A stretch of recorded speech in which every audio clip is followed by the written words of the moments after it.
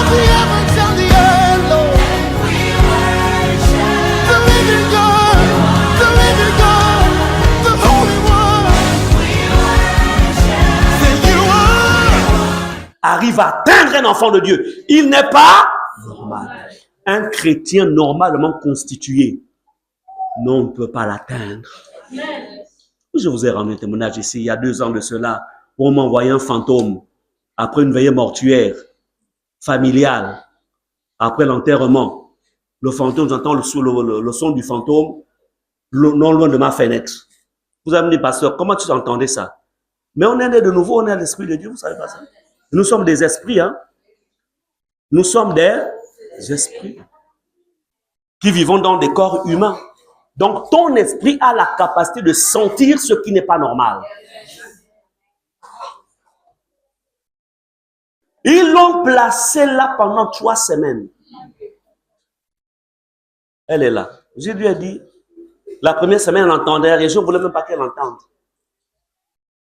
Comme toute femme connaît les habits de son mari, non? Elle comptait seulement que je ne prie plus dans la maison, je me mettais maintenant au balcon, en train de... Il me dit, attends chérie, qu'est-ce que tu dis chérie, laisse. Je lui ai même rien dit. Combat, combat. Je leur ai dit, vous allez, si vous avez l'habitude de manger les gens, vous allez comprendre que moi, on ne me mange pas. Quand on dit, guerre, on va faire là, vous allez voir.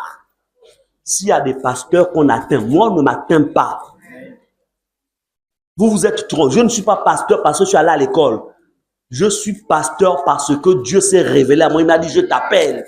J'étais, depuis le sein de ta mère, je te connaissais déjà. On ne me mange pas.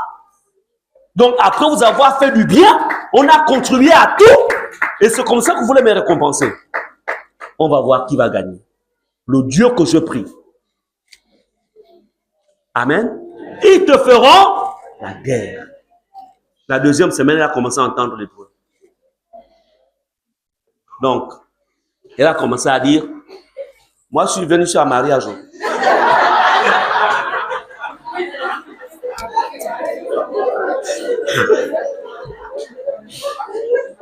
Non, vos histoires de baptême, là, ça va être autre.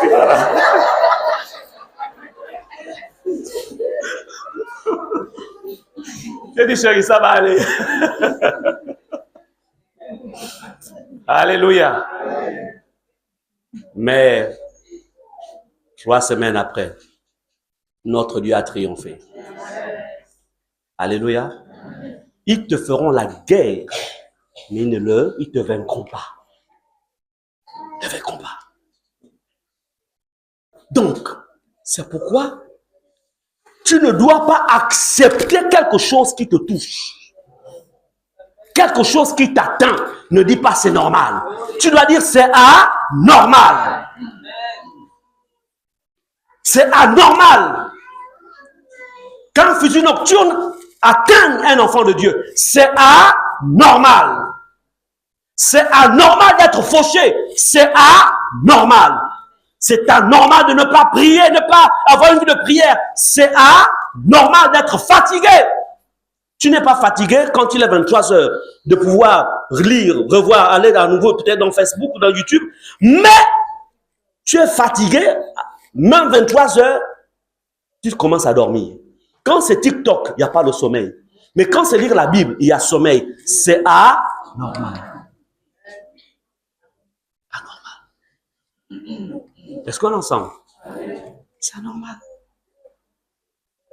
Donc, nous allons travailler dans cette semaine qui commence là, de sorte que tu ne sois plus quelqu'un qu'on peut toucher. Je n'ai pas dit qu'on ne peut pas attaquer, mais j'ai dit on peut t'attaquer, mais on ne peut pas te toucher. On ne peut pas te toucher. Amen. Lorsque vous avez un parapluie, qu'il pleuve, tu as le parapluie, la pluie tombe, mais ça ne te mouille pas. Pourquoi? Parce que le parapluie devient en fait un élément qui t'empêche d'être mouillé. Et le Seigneur notre Dieu est un parapluie pour nous. Il n'est pas normal. Dans Exode 14, verset 14 à 15. Exode 14, verset 14 à 15.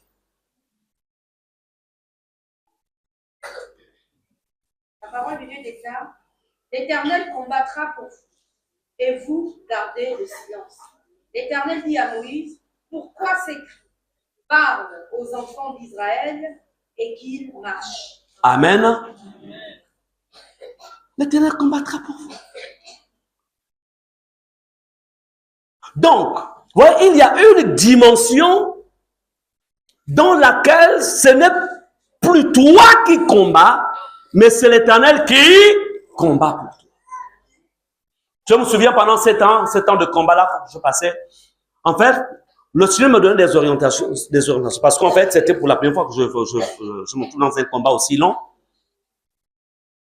Je pose la question au Seigneur, je dis, Seigneur, comment ont-ils pu repérer là où je vis? Et le Seigneur m'a donné des ordres. Il m'a dit, tu vois, c'est parce qu'en fait, ils ont exploité telle porte.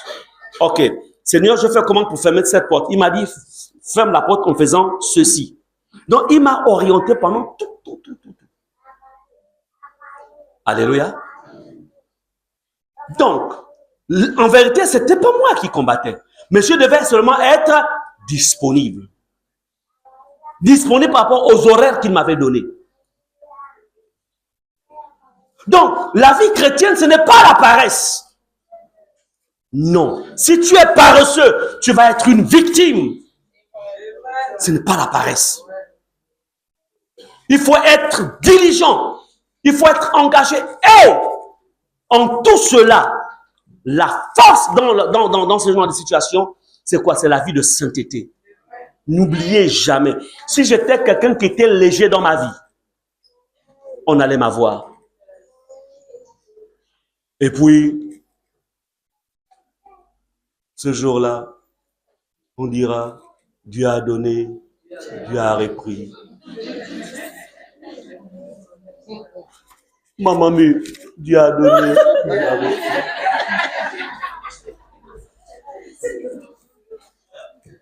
Dieu parfois ne reprend pas. C'est pas lui qui a repris. C'est parce que tout simplement, il avait ouvert des portes, les portes du péché, et avec le diable, péché c'est péché. Mentir c'est péché. Colère c'est péché. Rancune c'est péché. Dette c'est péché. Voler c'est péché. Forniquer c'est péché. Il n'y a pas de gros ni de petits péchés. Péché c'est péché. Il n'y a pas de catégorie devant le Seigneur. Donc vous ne pouvez pas combattre l'ennemi avec des portes ouvertes. Non. Tout doit être fermé. Tout doit être fermé. C'est pourquoi la première chose que vous devez rechercher, Église, rechercher la communion, c'est pourquoi on va beaucoup travailler là-dessus, la relation, on va beaucoup travailler là-dessus, parce que beaucoup de chrétiens dans ces temps-ci cherchent quoi? Ne cherchent que ce que Dieu fait. Ils cherchent les délivrances, ils cherchent les bénédictions, ils cherchent... C'est normal que quand on est en brigadé, il est tout à fait normal de faire en sorte qu'on soit délivré, parce qu'on est d'accord. Mais après la délivrance, je dois maintenant me maintenir dans les voies de Dieu afin de ne plus être accessible. C'est d'où Jésus dira à cette femme qui avait péché et dont les pharisiens voulaient l'accuser, il dira, va et ne pêche plus. Va et ne pêche plus. Ta force tire sa source dans la vie de sainteté, l'obéissance à la parole de Dieu, la marche dans la parole et la capacité de te repentir aussitôt. S'il arrive que tu te mettes à pécher tout de suite, pardon, n'attends pas le soir. Pardonne-moi Seigneur, j'ai fait ce qui n'est pas bien. Si tu dois appeler à la personne, écoute, ce que je te dis tout à l'heure, c'était pas bien, pardonne-moi vraiment, je me suis laissé emporter. Amen. Tout de suite, tu fermes les portes. Est-ce qu'on est ensemble? C'est comme ça que ça marche. Bien-aimé, l'Éternel combattra pour vous. Garde le silence. Garde. Verset 15. Pourquoi ces cris? Pourquoi ces lamentations? Vous marchez, je suis avec vous. Pharaon ne fera rien. Tous ceux qui nous attendent en 2025, Dieu te dit, ne crains rien. Je suis même fatigué de monter sur le journal de ce monde. 20 heures. C'est des choses toujours parfois, tu essaies d'aller dans les chaînes occidentales là-bas, ce sont toujours des meurtres. Tu es même fatigué, je préfère rester même dans le journal du ciel. Au moins quand le journal du ciel arrive, quand tu écoutes le journal du ciel, ça te réconforte. Tu es dans la paix. Amen. Vous me direz, mais comment on fait pour suivre le journal du ciel? Ouvre ta Bible. Et tous les autres pensent qui sont à l'intérieur. Alléluia. Attendez. Un jour, quand vous suivez la télévision, vous avez votre voiture, vous êtes conducteur. On te montre une image où tu travailles entre, on appelle ça comment? Entre le AONG et le 5. On te montre comment tu es en train de conduire, mais on est en train de tirer les portières de ta voiture. Ça va créer quoi en toi quand toi tu passeras à cet endroit-là? Tu as vu quelqu'un, on cherchait à défoncer les portières de sa voiture. Toi, tu passes au même endroit. C'est quoi le sentiment qui va créer en toi? Hein? La peur, non? Maintenant, quand tu es, ça c'est le journal des hommes. Mais quand tu viens dans le journal de Dieu, tu passes un passage où il est écrit, l'Éternel combattra pour toi. Donc, quand tu passes par là, tu n'as craint de rien. Pourquoi? Parce que l'ange du Seigneur, tu sais qu'il est autour de toi. Est-ce qu'on est ensemble? C'est tout. Bien-aimé, répète au nom de Jésus. Au nom de Jésus. 2025 va être différent. Il est possible que je vive les retombées de ce que Christ a accompli pour moi. C'est possible. Il est possible que je sois heureux. Il est possible que ma maison soit heureuse. Il est possible que je réussisse dans ma carrière. Il est possible. Je vais commencer à atterrir, à descendre, ensuite on va atterrir. Matthieu 16, versets 18 à 19. Notre message d'aujourd'hui, c'est que ta vie doit faire la différence. Matthieu 16, 18 à 19. La parole de Dieu déclare. Et moi je te dis que tu es Pierre, et sur cette pierre je bâtirai mon église, et que les portes du séjour des morts ne prévaudront point contre elle. Oui, continue. Je te donnerai les clés du royaume des cieux, et ce que tu lieras sur la terre sera lié dans les cieux, et ce que tu délieras sur la terre sera délié dans les cieux. Amen. On s'adresse à qui ici? Aux pasteurs, aux apôtres, aux prophètes, aux docteurs, aux évangélistes. Amen. Est-ce qu'on est tous d'accord? N'est-ce pas que c'est pour les pasteurs, non? Les bishops là, hein? Ça, on s'adresse à qui? À tous ceux qui sont en Christ, qui ont donné leur vie à Jésus, qui ont une alliance avec qui? Avec Dieu. Voici les miracles. Et moi, je te dis que plutôt, et moi, je te dis que tu es, là, enlève Pierre, mets ton prénom. En sans raison, je te dis que tu es, et que sur cette pierre-là, c'est qui? Hein? Celui qui est le rocher des siècles. Amen, la pierre angulaire. Je bâtirai c'est-à-dire, je bâtirai ta vie. Bâtira nos vies. Fondement, déplacement, changement de fondation. Et que les portes du séjour des morts ne prévaudront point contre elle, contre toi. Quand on parle ici de porte, en ce temps-là, en fait, c'est un lieu de rassemblement où des décisions étaient souvent prises. Une forme, en fait, de Sénat. Quand on parle de porte ici. Maintenant, dans le monde des ténèbres, il y a des rassemblements où les choses se décident contre la vie de quelqu'un. Et Dieu dit, il te dit à toi, que parce que tu es bâti sur moi, Jésus, les portes du séjour des morts ne prévaudront point contre toi. Amen. Là, nous sommes dans la nouvelle alliance. Tu dois intégrer ça. Tu dois accepter ça. Si tu n'acceptes pas, si ton esprit n'intègre pas cela, ça ne va pas fonctionner. C'est ce qu'on appelle, on appelle ça la foi maintenant. Réaliser que c'est pour toi. Amen. Et il ne s'arrête pas là. Il dit, je te donnerai les clés du royaume des cieux. Ce que tu lieras, ce que tu fermeras sur la terre sera fermé au ciel. Et ce que tu vas ouvrir, délier sera délié. Les clés, chacun d'entre vous, vous avez les clés. Le problème, c'est que vous n'arrivez pas à utiliser les clés. Il y a les clés d'une stabilité d'un mariage réussi. Il y a les clés comment dirais-je, d'une fonction, d'un travail, une entreprise réussie.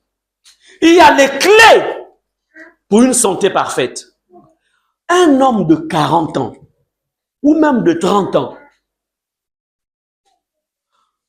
matin, pain au beurre, avec quoi? Coca-Cola. Midi, il va chez la femme d'à côté qui vend les Nike. Le soir, il s'arrange à repartir là-bas avec son sachet emballé, avec sa bouteille de jus. Il s'assoit, comme il est célibataire, devant le journal.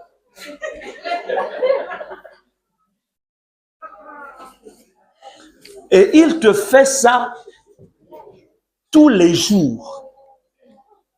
Quelqu'un comme ça, là, vous lui donnez une espérance de vie de combien d'années? 100 ans. Tu as 100 ans.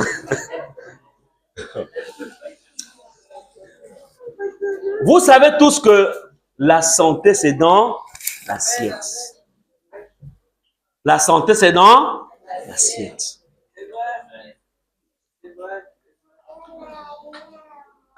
Avant que je ne rencontre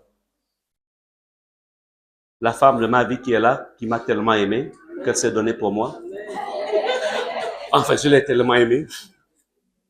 Alors, moi, je dis, je soigne à ma femme, tu sais, la différence entre toi et moi, là. Toi, tu as la capacité de faire les enfants, c'est tout. À faire cuisine, là, on est pareil. Tu fais, je fais. Tu prépares, je prépare. Mais, elle m'a démontré que tu sais, tu réussis à faire la cuisine à cause de quoi? Pure magie.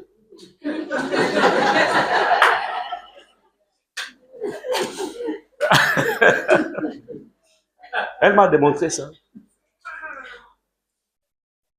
Alors, elle fait tellement de recherches. C'est elle qui me convainc que Cube Magie, là, c'est égal à mort programmée. Maladie cardiovasculaire programmée. Tout ce comme l'aromagie, là, tout ça. Mort programmée, hypertension programmée.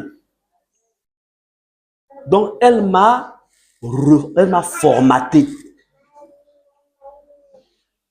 Et elle est revenue à des ingrédients naturels.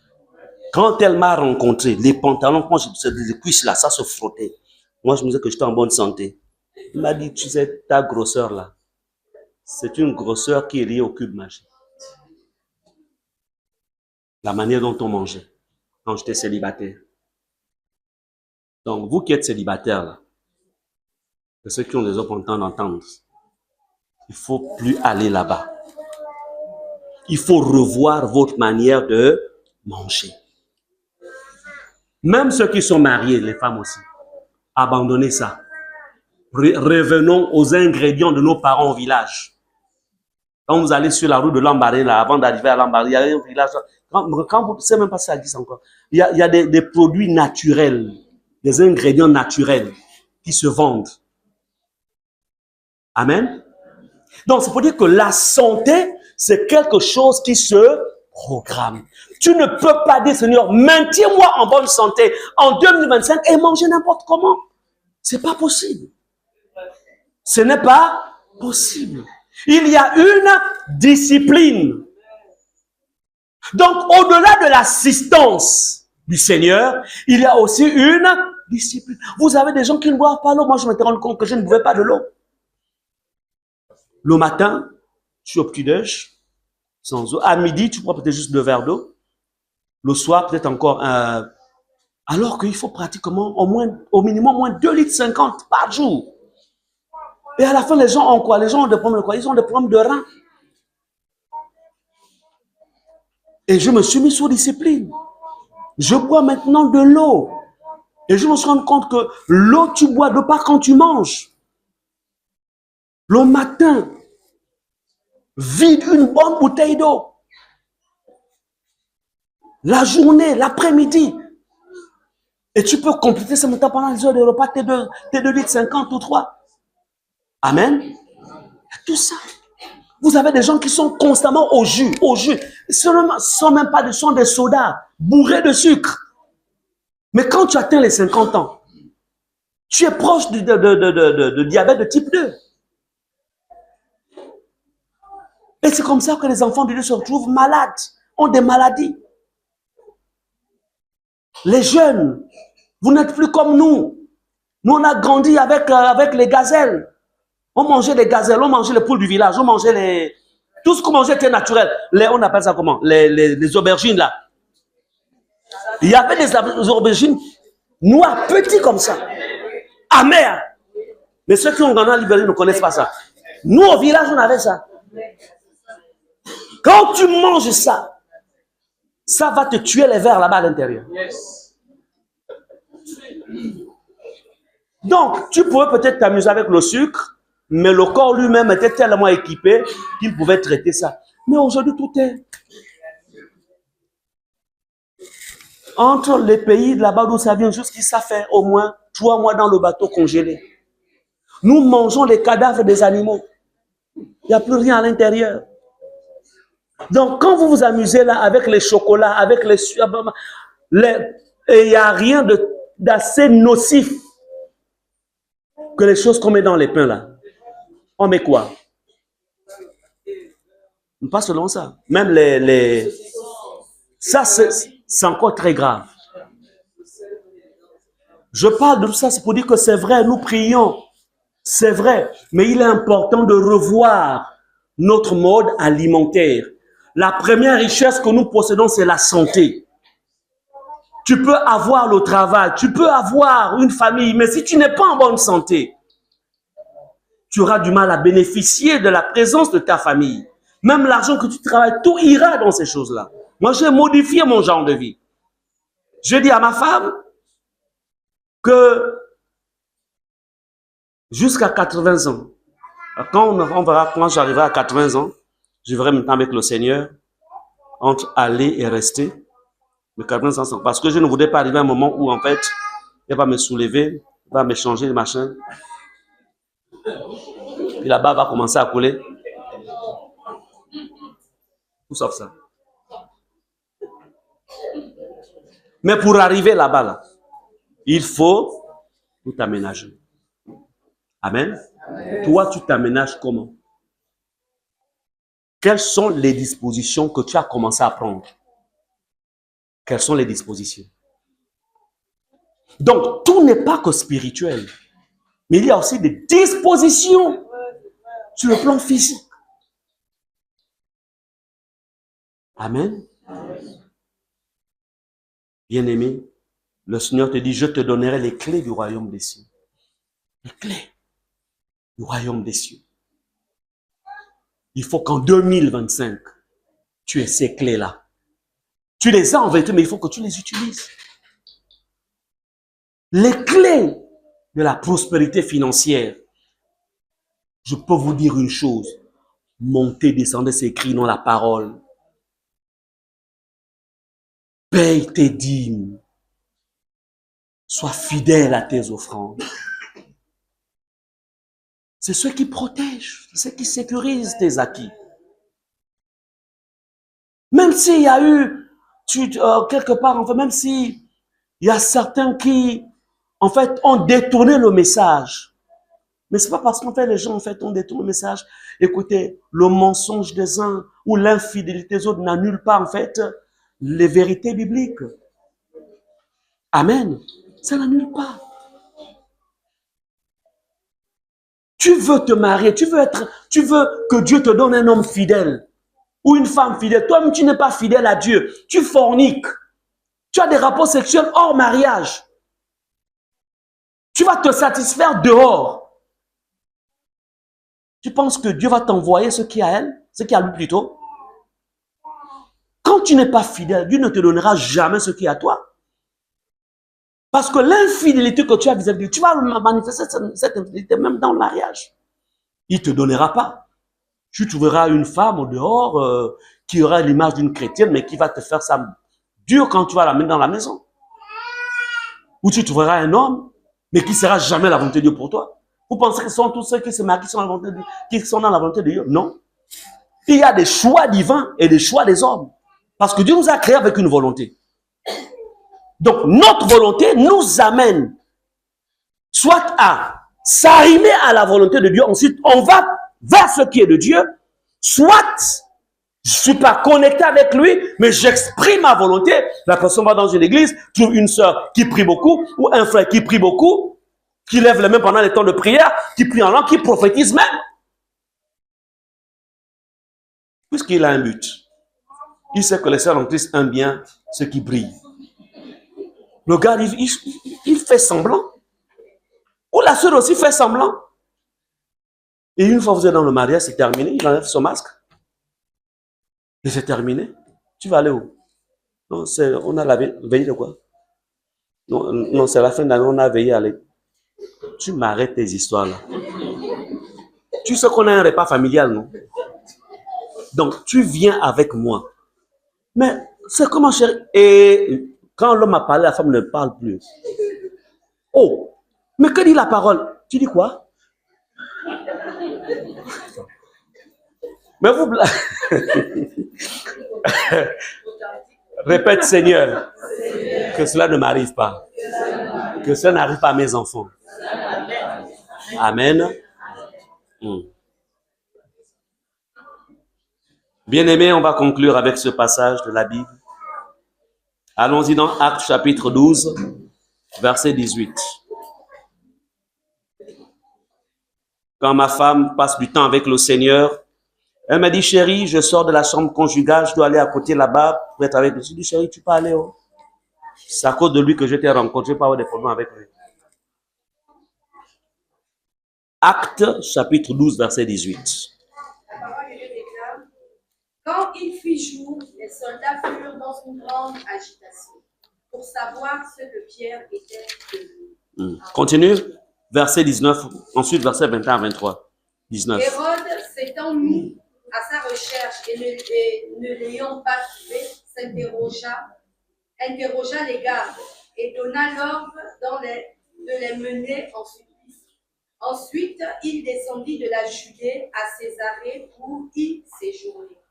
Verset 21.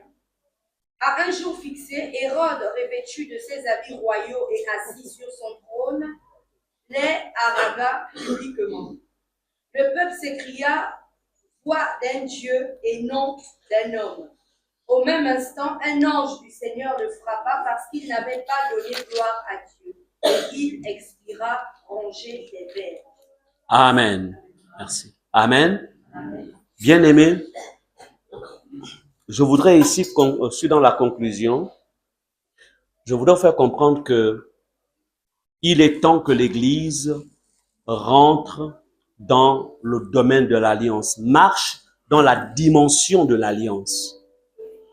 Vous savez, pour vivre ce qu'Israël a vécu dans la préservation, pour vivre dans la sécurité, pour voir même l'action de Dieu dans la vie de nos enfants, pour être préservé, en fait, des méchancetés qu'il y a dans le monde, pour être préservé des maladies, pour être préservé de la mort, pour être préservé, pour avoir une vie paisible et tranquille, pour que cette parole de 1 Jean qui déclare « Je souhaite que tu prospères à tous égards, comme prospère l'état de ton âme. » Pour que cette parole s'accomplisse en ta faveur, tu as besoin de comprendre comment fonctionne l'alliance avec Dieu.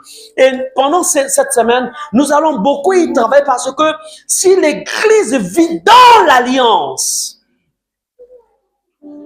rien. Amen. Rien ne pourra. Parce que Dieu, il est le garant de l'alliance. L'alliance est un accord. C'est un contrat qui ne s'annule pas du côté de Dieu. Dieu s'est engagé par Jésus-Christ de faire du bien à l'être qu'il a créé à son image. Et il s'est positionné comme étant le défenseur de son Église, le pourvoyeur de son Église. Amen. Il s'est engagé. C'est pourquoi ici dans Acte 12, en fait, il venait d'arrêter Pierre. Hérode s'y plaisait, comme il avait déjà tué Jean-Baptiste. C'est vrai, ça fait longtemps. Jacques aussi venait d'être tué, puisque c'est le même esprit qui haïssait, en fait, qui ne voulait pas que l'église de Dieu prospère. Il s'est dit, bon, j'ai réussi avec Jacques, je vais encore prendre Pierre. Mais il y a une chose qu'il va oublier. C'est que la tête d'un homme de Dieu ne tombe pas quand Dieu ne l'a pas autorisé. Amen. Église, fais en sorte que ta tête ne tombe jamais tant que Dieu ne l'a pas autorisé. Ne sois pas la risée des démons. Ne sois pas la risée du diable. Ne donne pas l'occasion à tes ennemis de se réjouir à ton sujet. Ne donne pas l'occasion. Ne leur donne pas cette occasion. Là, il veut dire que Pierre, c'était une colonne. Il va expérimenter en fait un miracle. Il était en prison. Le lendemain, il devait être donc, on va dire, je vais aller un peu plus loin, même on va dire même tué, on va dire ça comme ça. La Bible nous dit que dans la nuit, l'ange du Seigneur vient, ouvre les portes, le fait sortir. C'est-à-dire, parce qu'il était dans une alliance avec Dieu. La même alliance dans laquelle tous ici, nous sommes dans la même alliance. Tous, nous sommes dans la même alliance. Dieu ne fait pas de favoritisme. Il va envoyer son ange qui va ouvrir les portes et le libérer.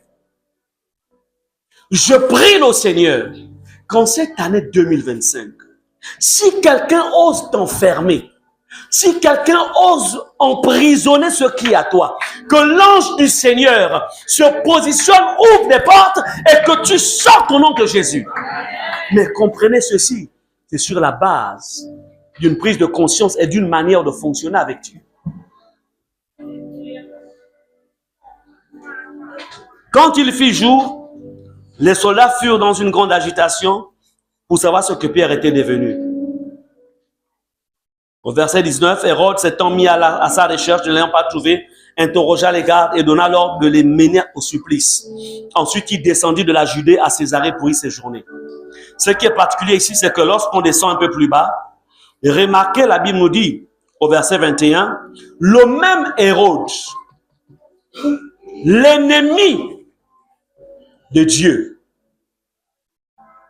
La Bible nous dit, alors qu'il était en train d'haranguer les foules, donc pour motiver les foules à continuer en fait à persécuter, à arrêter ces disciples de Jésus, la Bible nous dit que sur place, il est écrit, au même instant, un ange du Seigneur le frappa.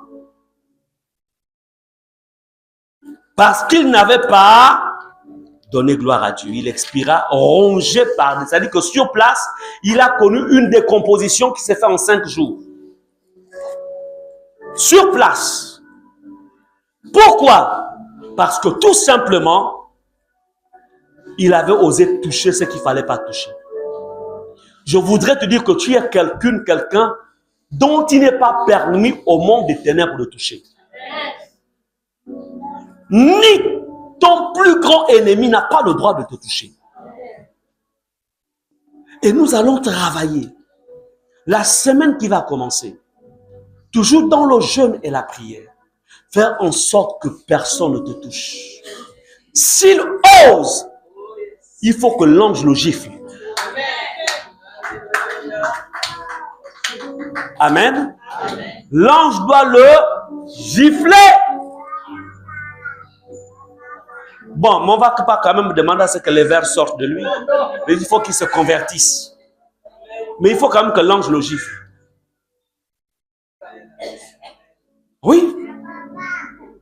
Ça s'est passé au 1er siècle. Nous sommes au 21e siècle. Ça s'est passé au 1er siècle. Quelqu'un veut rentrer dans ta famille, dans ta maison, l'ange doit le gifler. Quelqu'un veut toucher tes affaires, l'ange doit le gifler. Quelqu'un veut toucher ton mariage, l'ange doit le gifler. Quelqu'un veut toucher ta santé, l'ange doit le gifler. On va jeûner, on va travailler, l'ange doit le gifler. On a aujourd'hui un endroit où on fait du miel naturel. Si quelqu'un veut toucher cet endroit, il faut que l'ange gifle, sinon on a de miel naturel. L'ange doit gifler. Amen. Bien-aimés, je vous présente la chose. Vous savez, quand j'étais jeune, quand j'étais enfant, c'était compliqué, ma vie était compliquée, très compliquée. Mais dans cette vie compliquée-là, il y avait des arbres. Vous savez, quand il y a les arbres, le moment des arbres fruitiers, là, Chachibanga, là-bas. La grand-mère, elle est à la plantation. Donc, elle ne venait que le soir. Alors, dans la vie de l'enfant, vous savez, la Bible dit que la folie est attachée au cœur de l'enfant. Alors, on allait parfois dans des endroits où il fallait aller cueillir les fruits. Mais quand tu arrivais à un endroit où tu vois, il y avait une corde rouge sur tout le... Tu es enfant, tu sens que là, zone interdite. Et tu n'avances pas. Amen. Dans ta vie, il faut que le fil rouge du sang de Jésus, cela doit être vu. Et si quelqu'un veut avancer, il comprend que c'est zone interdite. Amen. C'est sûr. C'est possible. Bien-aimés, nous allons nous lever. Je pense que vous avez compris la pensée dans son ensemble. La pensée dans son ensemble. Nous voulons être cet homme, cette femme, ce chef de famille, cette épouse, ce jeune, dont la vie doit faire la différence à tous les niveaux. Ce n'est pas une simple prédication. Il faut, en fait, un travail spirituel que nous allons faire afin que le Seigneur puisse nous établir, nous positionner dans cette dimension. On va fermer les yeux. We